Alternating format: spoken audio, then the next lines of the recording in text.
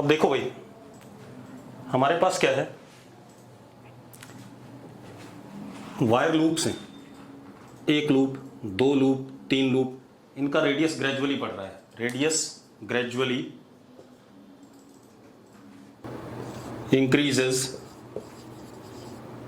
From A to B, A से भी gradually radius बढ़ा, टोटल नंबर ऑफ टर्न्स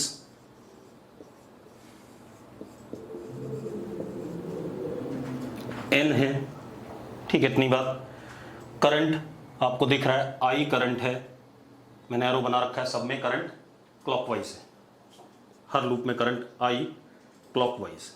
आपको क्या बताना है, मैग्नेटिक डाइपोल मोमेंट बताना है इसका, क्या बताना है, मैग्नेटिक डाइपोल मोमेंट इस सिस्टम का, ठीक है, बड़ा आसान सा है। आप एक काम करो बेटा, मेरी बात ध्यान सुनो, आप x दूरी पर इसमें dx थिकनेस का एक रिंग ले लो,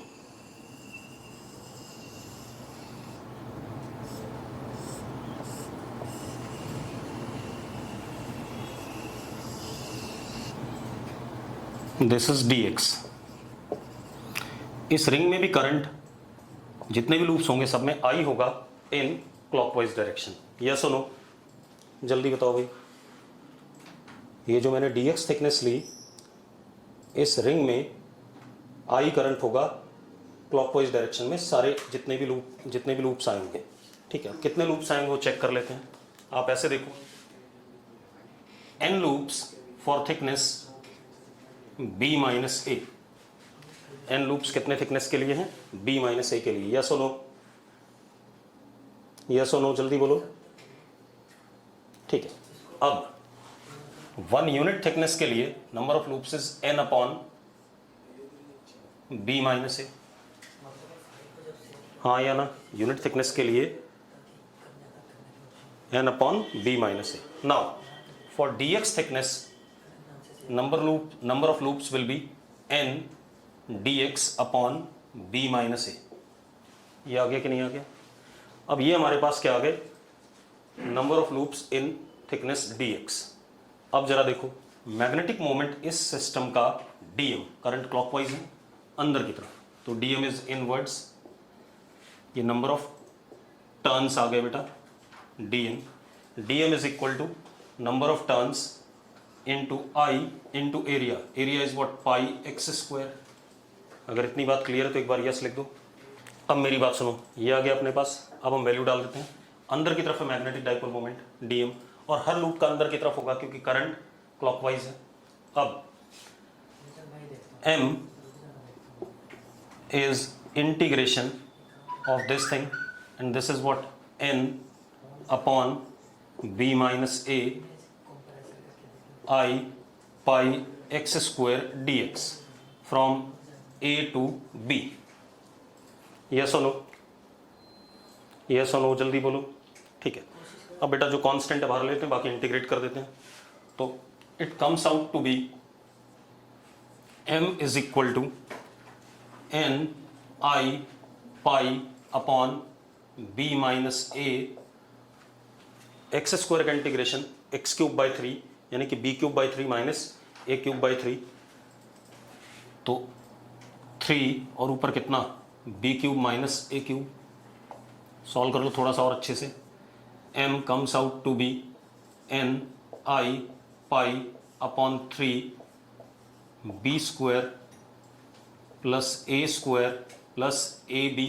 चेक करो यही आएगा कि नहीं आएगा, यस और नो, ठीक है, ये आ गया। अब हमने मैग्नेटिक डाइपोल मोमेंट तो काफ़ी हद तक पढ़ लिया, ठीक है। अब हम थोड़ा सा आगे बात करते हैं। अब देखो भाई, अब क्या कहानी हमारे पास, ध्यान दो। Now we are going to study effect of magnetic field on magnetic dipole, मतलब मैग्नेटिक फील्ड का इफेक्ट मैग्नेटिक डाइपोल पे कैसा होगा, ठीक है, इतनी बात। तो सबसे पहले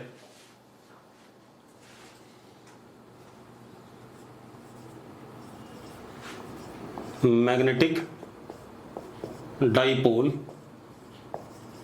that is current carrying loop in magnetic field, current carrying loop in magnetic field। ठीक है, अब current carrying loop in magnetic field, सबसे पहले case 1 in uniform magnetic field, in uniform magnetic field. ठीक है, इतनी बात बेटा।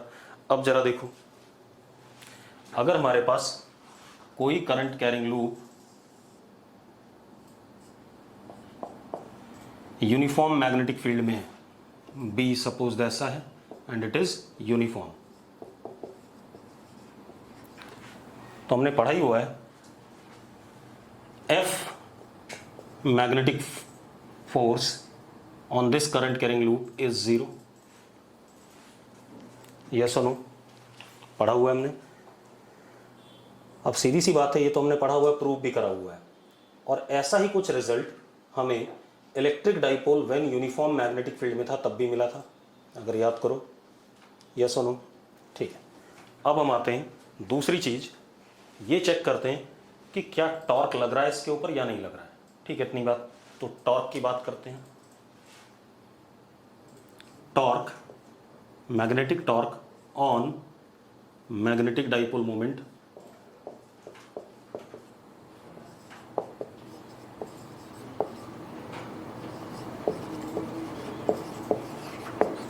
इन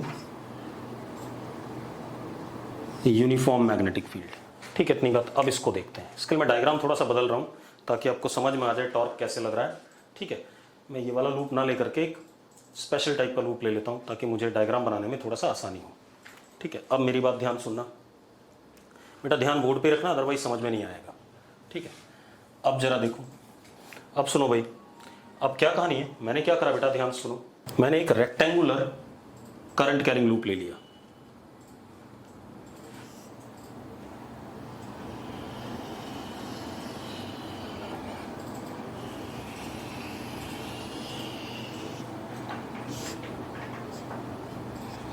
This is rectangular current carrying loop. This length is B, this is L, and current is supposed this way.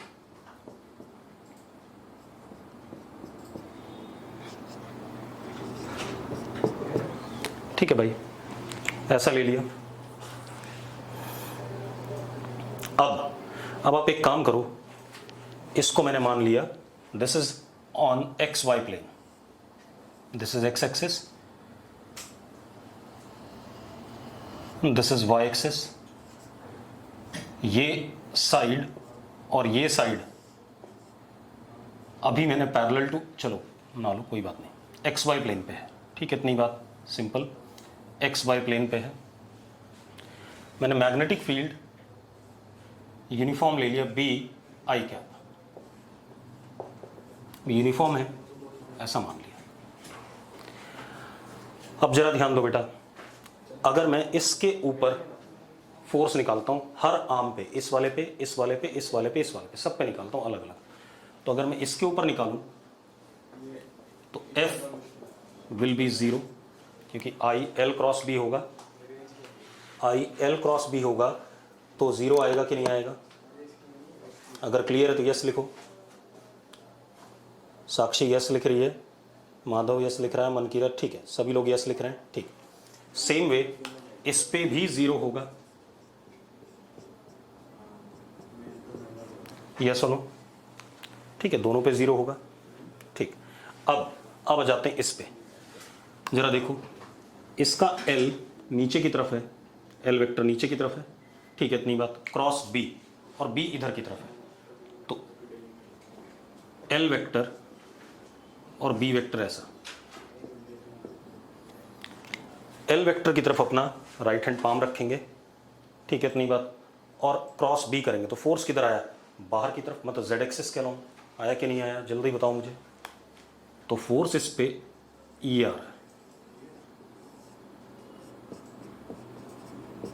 रहा है कि नहीं आ रहा है? तो एफ बी कितना आया? F B is equal to I L B K cap. आ रहा है कि नहीं आ रहा है, जल्दी बताओ मुझे। आ रहा है भाई, ठीक है। किसी को कोई डाउट हो तो बता दो, किसी को डाउट नहीं है। अब इस वाले पे आ जाएं बेटा, इस वाले आम पे, इस वाले आम पे आ जाएं। तो एल वेक्टर ऐसा हो गया,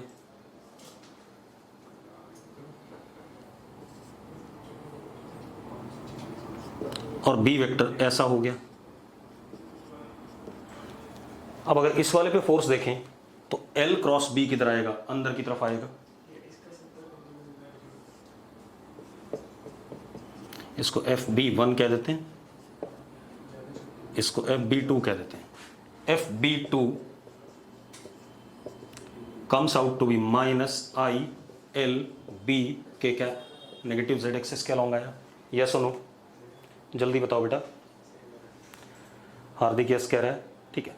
अब अगर ये दोनों फोर्सेज लग रहे हैं इस पे, तो बाहर वाला फोर्स बराबर अंदर वाला फोर्स आ ही रहा है, तो नेट फोर्स तो जीरो हो गया, कोई दिक्कत नहीं, वो तो हमने पहले भी पढ़ रखा था।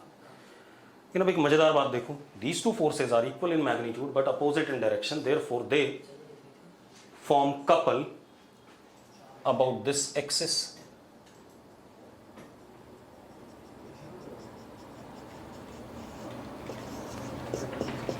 ऑफ रेक्टेंगुलर लूप, हाँ या ना? ठीक है, क्या बना रहे हैं? कपल बना रहे हैं। अब कपल बना रहे हैं तो सीधे सीधे जो इस पे क्या लगेगा? टॉर्क लगेगा। टॉर्क किसके बराबर लगेगा? जरा देखो क्या डायरेक्शन आएगा टॉर्क का, जरा देखो। अंदर की तरफ फोर्स, बाहर की तरफ फोर्स, दो फोर्सेस लग रहे हैं, एक अंदर लग रहा है मार्कर का अंदर की तरफ, तो ऐसे घूमेगा। यस और नो, मतलब टॉर्क इज बीइंग फॉर्म्ड। तो हम क्या कह सकते हैं? Since couple of magnetic forces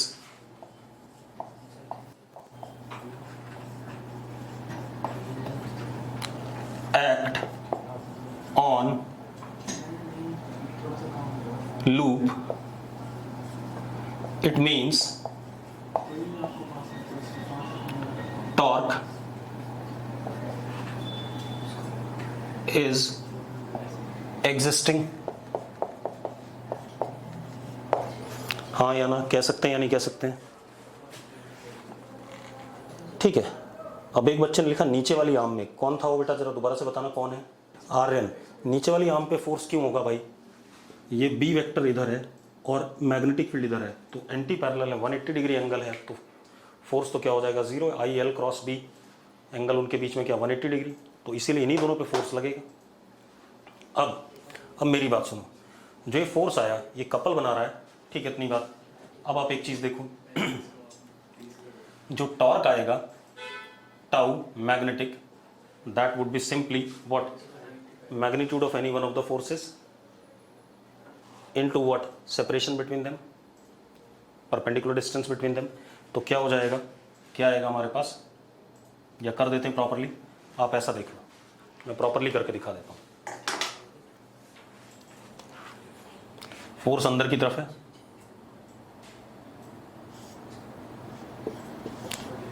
force अंदर की तरफ FB2, और ये हमारा मान लो x वेक्टर, तो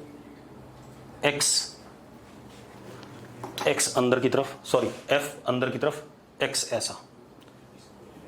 तो जो टॉर्क आया वो नीचे की तरफ आ रहा है कि नहीं आ रहा है? About what? Negative y axis, ठीक है। और इसको भी देखेंगे, x इधर हो गया, इधर वाले भी देखते हैं, इसको y मान लेते हैं, y वेक्टर, और फोर्स बाहर की तरफ है, ये y वेक्टर हो गया और फोर्स बाहर की तरफ है, तो इसमें भी किधर की तरफ आया? नीचे की तरफ आया। मतलब टॉर्क की जो डायरेक्शन है it is about what? y axis. तो torque is about y axis, tau magnetic is about negative y axis, j cap is how much? इनके बीच का perpendicular distance into magnitude of any of the forces. तो क्या हो गया बेटा? चलो मैंने डायरेक्शन तो दे दी, टॉर्क ऐसा आ गया। अब टॉर्क का magnitude it would be I L B into B. Perpendicular distance between the forces is what, B?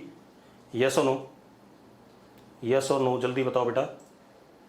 ठीक है, तो टॉर्क आ गया हमारे पास I L B is M into B. ये आ रहा है कि नहीं आ रहा है? अगर देखो भाई, आई एल बी क्या होता है? मैग्नेटिक डाइपोल मोमेंट, और बी मैग्नेटिक फील्ड. यस और नो? जल्दी चेक करो. ठीक है, अब मजेदार बात देखो, ध्यान सुनो. इस केस में एम वेक्टर भी चेक करो. एम वेक्टर किधर है? अंदर की तरफ. और बी वेक्टर कैसा है? ऐसा है. आई कैप. एम वेक्टर अंदर की तरफ है, मतलब एम के कैप. 90 डिग्री एंगल है दोनों के बीच में. दोनों के बीच में 90 डिग्री एंगल है या नहीं? अब ऐसा ही कुछ रिजल्ट हमें इलेक्ट्रिक डाइपोल में भी मिला था. अगर इलेक्ट्रिक डाइपोल और इलेक्ट्रिक फील्ड 90 डिग्री एंगल पे हों तो P इंटू ई टॉर्क आता था कि नहीं आता था? याद करो, आता था. तो मैं उसी को एनालॉगस ले रहा हूँ. एक्चुअल में मैं प्रूव नहीं करना चाहता, मैंने लिख दिया. Torque magnetic will be M cross B. Uniform magnetic field में टॉर्क मैग्नेटिक क्या आएगा? M cross B. यस और नो? अब magnetic torque M cross B आ गया, कोई इशू नहीं इसमें. ठीक, तो अब हम बात कर लेते हैं. हमारे पास कुछ कहानी बची नहीं, सारी बातें हो गई.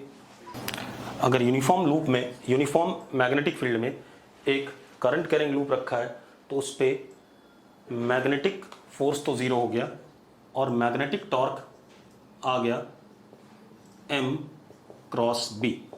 ये आ गया, ये आ गया भाई. अब magnetic torque can be zero if M vector parallel और anti parallel to B vector. ये बात पता चल रही कि नहीं पता चल रही है? M वेक्टर इज पैरेलल और anti parallel to B vector. Yes और नो? ऐसे ही वहां भी हुआ था. P क्रॉस E पैरेलल और एंटी पैरेलल में टॉर्क जीरो हुआ था, बाकी सारी सिचुएशन में टॉर्क लग रहा था. ठीक है, अब इसी को थोड़ा आगे बढ़ा लेते हैं. इसी की एनर्जी वगैरह की बात कर लें सारी. अब जरा देखो एक मिनट. देन एफ बी एक तो ज़ीरो हो गया हमेशा, and tau B is M cross B. ये कहानी है. अब मेरी बात ध्यान सुनना बेटा. If angle between m vector and b vector is 0 degree, then F B zero, F B तो हमेशा ज़ीरो है, टाउ बी ज़ीरो, मतलब ऑल टाइप ऑफ इक्विलिब्रियम. अब इशू ये है कि कौन सा इक्विलिब्रियम, स्टेबल इक्विलिब्रियम या अनस्टेबल इक्विलिब्रियम. ठीक है, अब जरा देखो, मान लो ये एम है और इसी के ऊपर बी है.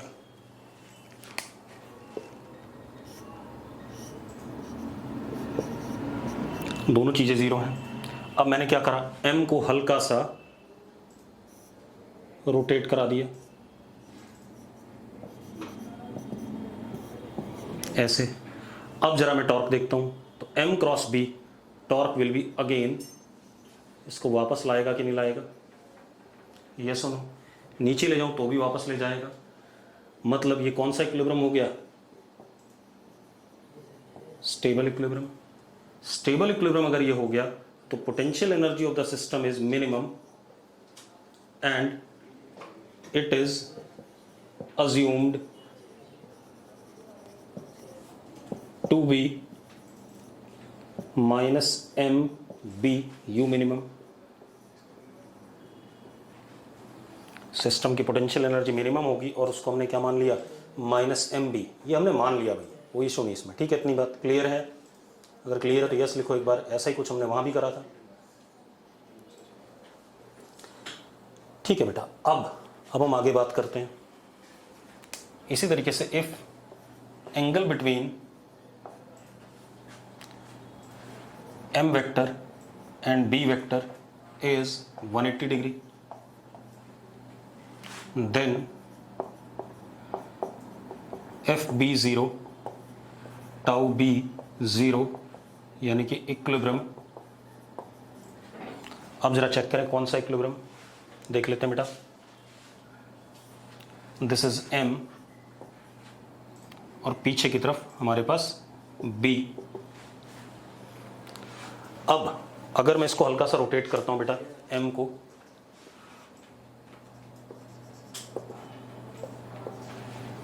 और अब टॉर्क देखता हूं तो टॉर्क कैसा आएगा, torque would be M cross B, इधर ले आएगा वापस away from the equilibrium position. तो मतलब कौन सा इक्विलिब्रियम हो गया, अनस्टेबल। अनस्टेबल इक्विलिब्रियम हो गया कि नहीं हो गया। अब ये अनस्टेबल इक्विलिब्रियम हो गया बेटा, ठीक है, इतनी बात। तो हम क्या कह सकते हैं, U maximum and assumed U max is equal two plus MB, ऐसा मान सकते हैं कि नहीं, जल्दी बोलो भाई, यस और नो, यस और नो बेटा, ठीक है। अब जरा देखो, अब अगली कहानी ध्यान सुनो। अब हम पोटेंशियल एनर्जी निकालते हैं, किसकी, मैग्नेटिक डाइपोल की, when in uniform magnetic field. तो देख लेते हैं बेटा, आपको पता है ये हमारे पास B है यूनिफॉर्म, मान लो M हमारा ऐसे था initially, this is theta initial, हम इसको यहां ले जाना चाहते हैं। चलो अगला डायग्राम बना देता हूं इसी के रिस्पेक्ट में।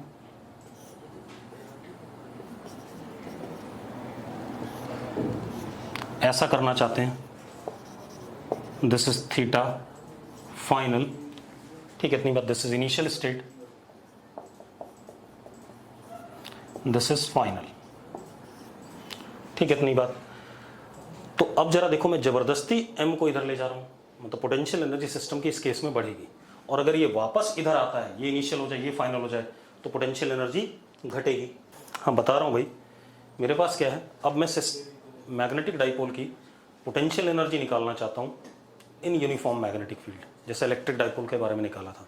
तो मैंने कहा कि हमारे पास magnetic dipole moment theta initial angle पे यूनिफॉर्म मैग्नेटिक फील्ड के साथ में पड़ा हुआ है।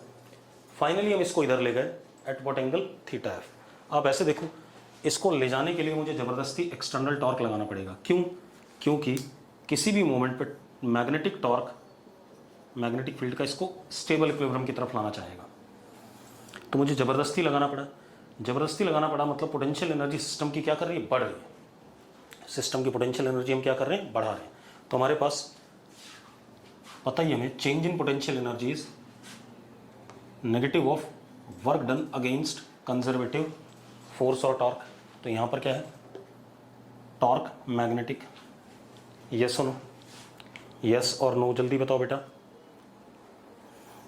ठीक है। अब जरा देखो, अब किसी भी मोमेंट पे रास्ते में जब कभी भी रहे होंगे हम, किसी इनिशियल, ये इनिशियल स्टेट था, ये फाइनल था, अभी किसी मोमेंट पे ये B और ये M, ये एंगल थीटा, हम इसको इधर रोटेट कर रहे हैं by an angle of what, d theta. D theta बाहर की तरफ है, और जो मैग्नेटिक टॉर्क है वो अंदर की तरफ है। यस और नो, अरे हाँ या ना, अरे भाई ठीक है। तो अपने आप ही हमारे पास क्या हो गया, d u is equal to minus tau magnetic into d theta. यही होगा कि नहीं होगा, जल्दी बता दो मुझे। अरे दो बार माइनस नहीं लगाएंगे, एक बार वाला माइनस 180 वाला ले लो, या जो हमने अगेंस्ट में कन्वेंशन यूज कर रखा उसको ले लो, ठीक है। अब d u is equal to minus M b sine theta d theta, यही आएगा कि नहीं आएगा। What is torque, m cross B.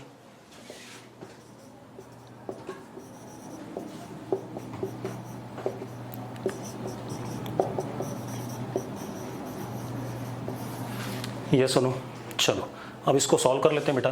तो u final minus u initial is, मैंने इंटीग्रेट कर दिया बेटा इसे, कितना आ गया minus M b cos theta final minus M b cos theta initial. ये आ गया भाई। जब ये आ गया बेटा तो हमें साफ साफ पता चल रहा है कि potential energy of a system at any theta u at any theta is minus mb cos theta, that is u for any theta is minus m dot b। बिल्कुल एनालॉगस चल रहा है, आपको याद होना चाहिए पुराना वाला और ये वाला सेम है। यस और नो? गौरव अरोड़ा यस लिख रहा है, आदित्य डबास यस लिख रहा है, सूर्य यस लिख रहा है, सभी ने यस लिख दिया। ठीक है, ये खत्म हो गया। अब हम आते हैं मैग्नेटिक डाइपोल को ही हम किस में कर ले जाते हैं, किस में ले जाते हैं भाई, नॉन यूनिफॉर्म मैग्नेटिक फील्ड में। क्लियर है इतनी बात? मैग्नेटिक डाइपोल को ही हम किस में ले जाएं, नॉन यूनिफॉर्म मैग्नेटिक फील्ड में। ठीक है, अगली कहानी क्या हमारे पास, मैग्नेटिक डाइपोल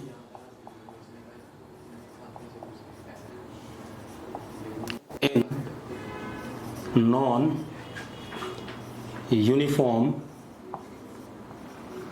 मैग्नेटिक फील्ड। हमने एक सवाल करा था जिसमें magnetic dipole non uniform magnetic field में था। कौन सा? एक डिस्क थी हमारे पास, उसमें एक रेडियल मैग्नेटिक फील्ड थी, तो उसमें फोर्स जीरो नहीं आया था, याद है? ठीक है, तो हम ये कह सकते हैं कि f b magnetic force on dipole में और मे नॉट बी ज़ीरो। एक चीज़ तो ये हो गई, पहला ये मैग्नेटिक फोर्स मे और मे नॉट बी ज़ीरो, पहली कहानी तो ये। दूसरा, टॉर्क मे और मे नॉट बी ज़ीरो। ठीक है, इतनी बात, ये भी आ गया, क्योंकि यूनिफॉर्म में भी टॉर्क ज़ीरो आया था under some condition, that was theta 0 and theta 180। तो इसी तरीके से इसमें भी टॉर्क किसी सिचुएशन के लिए ज़ीरो आ सकता है। ठीक है, अब अगर मैं यहाँ ध्यान दूँ, मान लो ये हमारी मैग्नेटिक लाइंस हैं, suppose these are magnetic lines, तो यहाँ पर मैग्नेटिक फील्ड ऐसा है, ये हमारे पास m है magnetic dipole at an angle theta.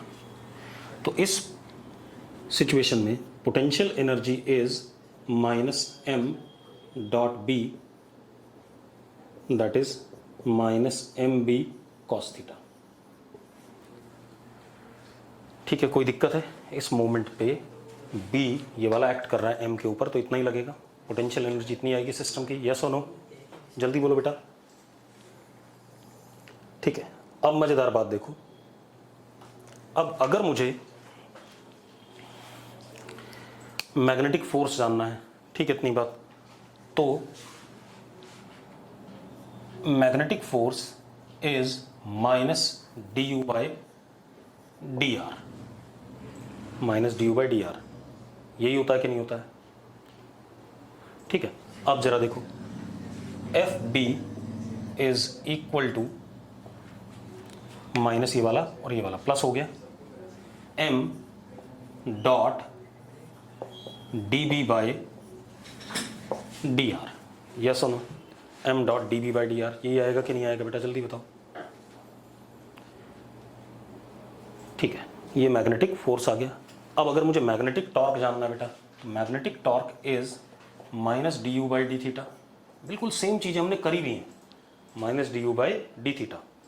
ठीक है, अब जरा देखो, torque magnetic is m dot D B by d theta. करा कि नहीं करा हमने, जल्दी बताओ। तिशा यस लिख रही है, गौरव यस लिख रहा है। ठीक है, ये कहानी हो गई हमारे पास इसके बारे में। ठीक है, अब पहले मैं एक चीज़ बता दूं, ये हमने मैग्नेटिक डाइपोल खत्म कर लिया। अभी हमने इसकी वजह से मैग्नेटिक फील्ड कितनी प्रोड्यूस होती है वो नहीं निकाला, या किसी की वजह से भी मैग्नेटिक फील्ड नहीं निकाला, लेकिन हमने क्या पढ़ा, एक चार्ज पार्टिकल का motion in magnetic field and electric field, एक करंट कैरिंग वायर का मोशन इन मैग्नेटिक फील्ड, और एक करंट कैरिंग लूप का मोशन इन मैग्नेटिक फील्ड। ये चीज़ें पढ़ ली कि नहीं पढ़ ली ये बताओ मुझे। और मैग्नेटिक डाइपोल पढ़ लिया, इतना हमने पढ़ लिया। ठीक है, चलो अब क्या कहानी है।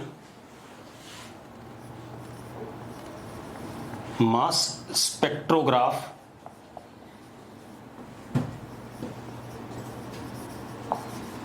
और बेनब्रिज।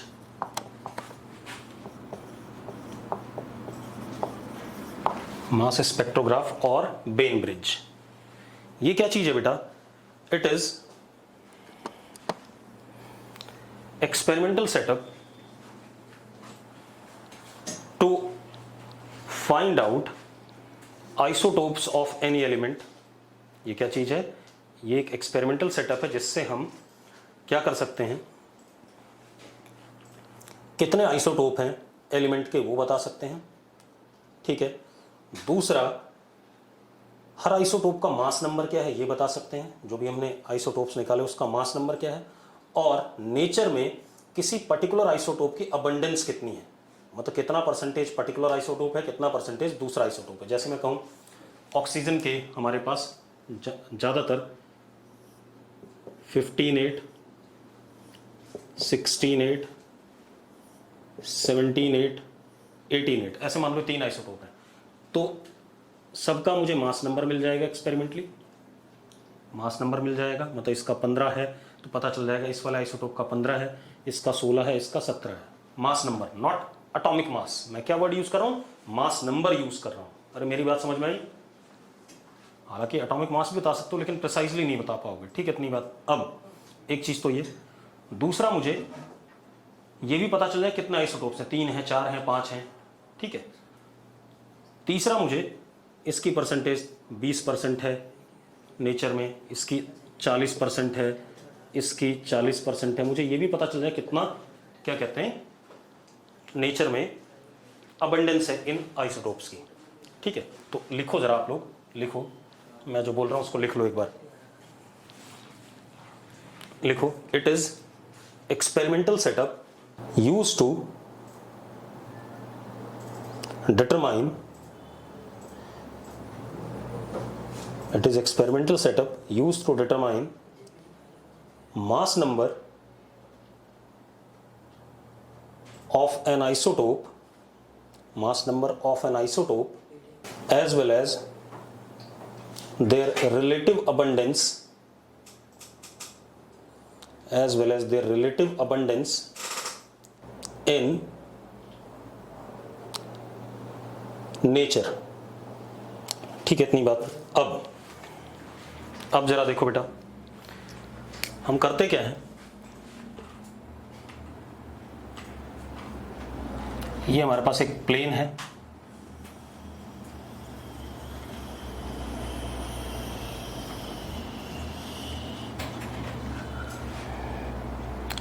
ये प्लेन, इस प्लेन के इधर मैग्नेटिक फील्ड बी यूनिफॉर्म अंदर की तरफ और यूनिफॉर्म। ठीक है, इतनी बात। अब दूसरी चीज, इस प्लेन को, ये जो प्लेन हमारा है, इस प्लेन को मैंने जिंक सल्फाइड से कोट कर दिया।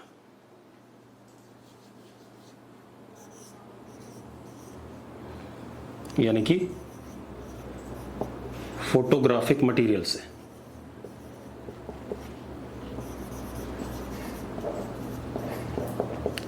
क्यों कोट कर दिया? क्योंकि जब भी इस पे कोई चीज टकराएगी तो मुझे एक स्पॉट सा नजर आएगा। ठीक है, इतनी बात। इसलिए मैंने इसको फोटोग्राफिक मटेरियल से कोट कर दिया, जिंक सल्फाइड से। ठीक है, अब क्या कहानी है, यहां पर एक हल्का सा छोटा सा अपर्चर बना दिया, स्लिट टाइप का। इस जगह पे हमारे पास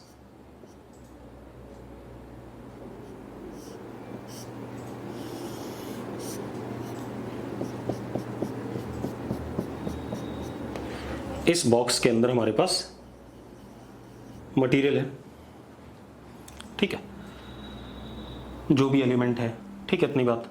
अब मैंने क्या करा, आइसोटोप्स की बात कर रहे हैं, मतलब सेम एक ही एलिमेंट है, तो चार्ज सबका क्या होगा? सेम होगा, क्योंकि आइसोटोप्स में चार्ज सेम।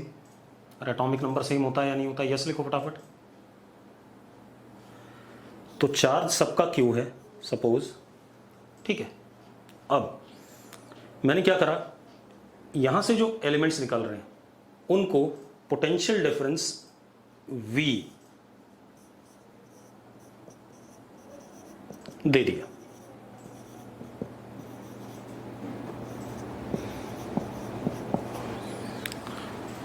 ठीक है, या V पोटेंशियल डिफरेंस नहीं दिया, एक काम और कर सकते हैं, दूसरा तरीका भी है, मैंने सबको वेलोसिटी V दे दी जितने भी निकलेंगे।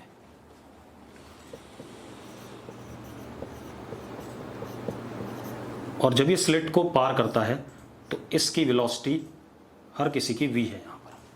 क्लियर है? अब जरा देखो, अगर आप ध्यान से देखो तो V ऐसा, B अंदर, तो मैग्नेटिक फोर्स कैसा लगेगा? ऐसे लगेगा।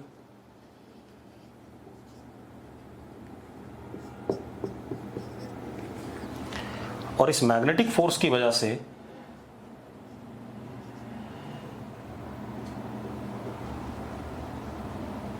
सेमी सर्कुलर पाथ फॉलो करते हुए ये चार्ज पार्टिकल जाएगा कि नहीं जाएगा, और यहां पर दोबारा से कितने से हिट करेगा? V से ही हिट करेगा। और इस फोटोग्राफिक प्लेट के बगल में हम यहां पर एक स्केल रख लेंगे।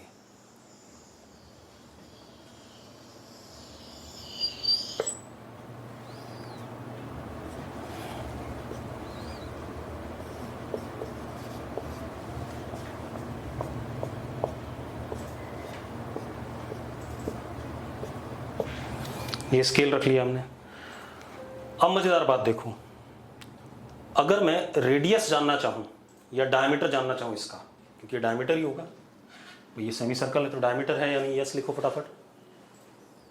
अगर बेटा क्लियर तो यस लिखो, हार्दिक यस लिख रहा है, बाकी कोई सभी यस लिख रहे हैं। तो this diameter D is equal to mass of isotope into V upon QB। Yes और नो? यस और नो? अब जरा देखो, अगर ये पहला आइसोटोप है तो इसका diameter D1 is M1V upon QB। अगर दूसरा आइसोटोप की बात करें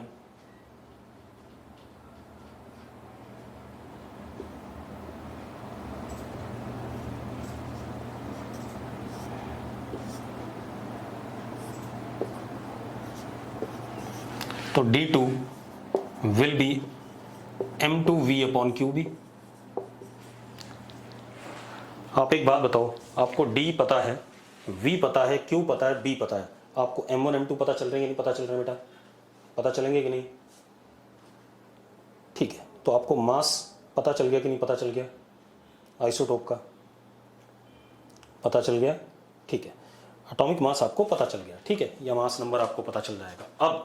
अब खेल क्या है, ये कहानी आ गई। दूसरा, अगर मुझे यहां पर N1 स्पॉट्स मिले, यहां पे N2 स्पॉट्स मिले, काउंटर लगा देंगे यहां।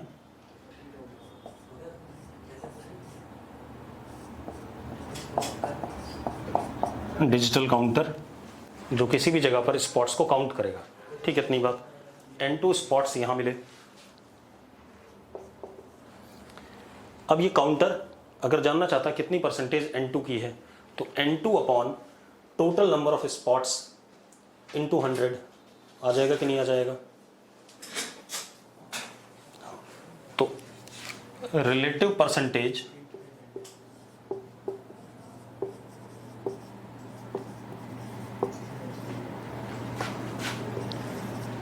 of particular isotope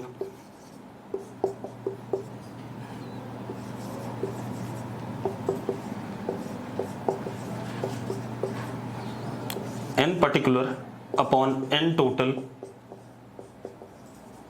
ये relative into 100 ये आ जाए कि नहीं आ जाएगा? यस और नो? जल्दी बताओ। ठीक है, दूसरी चीज बेटा, हर्षित बेटा नीचे से ना मैडम के पास से 12th की बुकलेट लिया, बोलना जो करंट सॉरी इसकी जो मैग्नेटिक वाली बुकलेट है, हाँ 12th की मैग्नेटिक वाली, ठीक है। अब ये आ गया हमारे पास क्या? Relative percentage. एक और चीज़ बेटा, I can also have number of isotopes, एक जगह स्पॉट, 2 जगह, 3 जगह, 4 जगह, 5 जगह, जितनी जगह हमारे पास। अच्छा ले भाई, एक मुझसे गलती हो गई थी, अब ठीक है, अब ठीक है बेटा, बेटा अब ठीक है, उससे क्या फर्क पड़ेगा, कोई फर्क नहीं पड़ेगा। ठीक, अब सुनो, अब क्या कहानी है, जितनी जगह ये क्या कहते हैं स्पॉट बनाएगा, जितनी जगह स्पॉट बनाएगा उतनी जगह ही आपके पास क्या कहते हैं, उतने ही नंबर ऑफ क्या होंगे, आइसोटोप्स होंगे। यस और नो, जल्दी लिखो। ठीक है, तो वी कैन ऑल्सो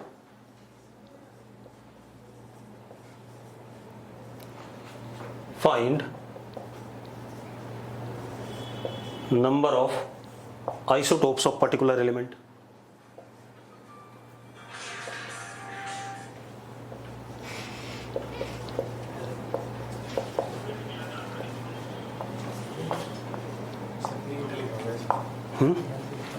कोई बात नहीं, ठीक है बेटा। अब सुनो, इतनी बात हो गई, सबको क्लियर है बात, सबको क्लियर है तो यस लिखो।